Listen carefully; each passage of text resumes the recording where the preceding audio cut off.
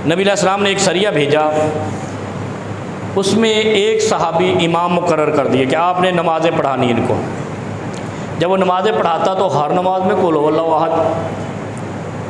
اب لوگ کہیں کہ یہ کیا منطق ہے، کہنے والے بھی کون تھے؟ صحابہ تھے نا۔ کہیں کہ یہ فکان یقرأ لأصحابہ فی صلاتہم فیختمہم قل هو اللہ احد، جب بھی وہ رکعت ختم کرے نا قل هو اللہ احد پڑھ دے۔ جنگ ہو گئی، فتح ہو گئی، لوگ واپس آئے، آ کر کہتے ہیں، جو اس قافلے کا سربراہ تھا اس کے بارے میں کہتے ہیں کہ یا رسول اللہ صلی اللہ علیہ وسلم ایک عجیب واقعہ رونما ہوا۔ نبی علیہ السلام کہتے ہیں کیا ہوا؟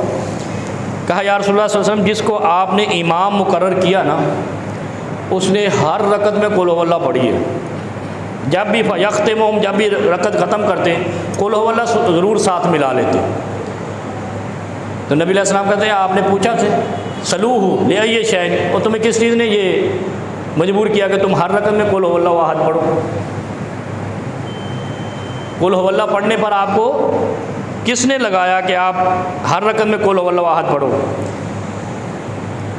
وہ چلے گا اٹھ کے جا کر پوچھتے ہیں بھائی بتاؤ کیوں تم نے قل هو اللہ ہمیں سارے اتنے دنوں میں ساری قل هو اللہ پڑھائی، ہر رکعت میں ایک سورت ملاتے پھر قل هو اللہ بھی ملاتے۔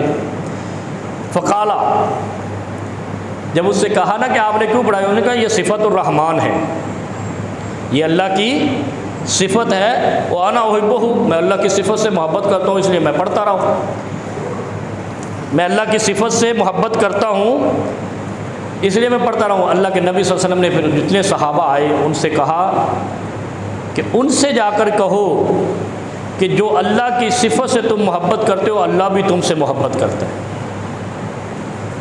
اللہ بھی تم سے محبت کرتا ہے۔ کتنا آسان دین، قل هو اللہ احد اللہ الصمد لم یلد ولم یولد ولم یکن لہ کفوا احد۔ جو شخص اس کو پڑھتا ہے، یہ قرآن کا خزانہ ہے، چابی ہے، جو شخص قل هو اللہ احد کو اپنے ورد میں رکھتا ہے، یہ توحید کی آیت ہے، یہ صفت الرحمن ہے، اللہ کی صفت ہے۔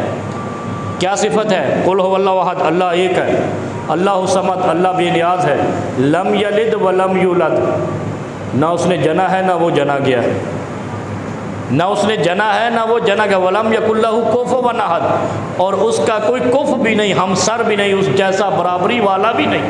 ذرا پڑھ کے تو دیکھو یہ شرک سارے ختم ہو جائے۔ قل هو اللہ احد اگر دل میں اتر جائے تو مجھے بتاؤ پھر شرک کیسے رہ جائے؟ اصل میں قل هو اللہ پہ ایمان ہی ختم ہو گیا۔ یہ سب سے کم پڑھی جانے والی صورت ہے، اس لیے شرک اور شرک کے اڈے اور بت پرستی اور قبر پرستی شروع ہوئی ہے۔ قل هو اللہ کا نالج دماغ سے نکل گیا، دل سے نکل گیا۔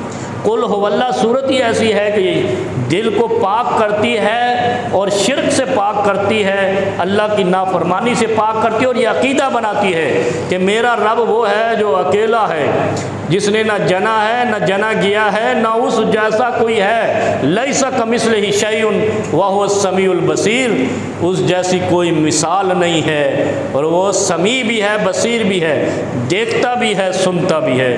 وآخر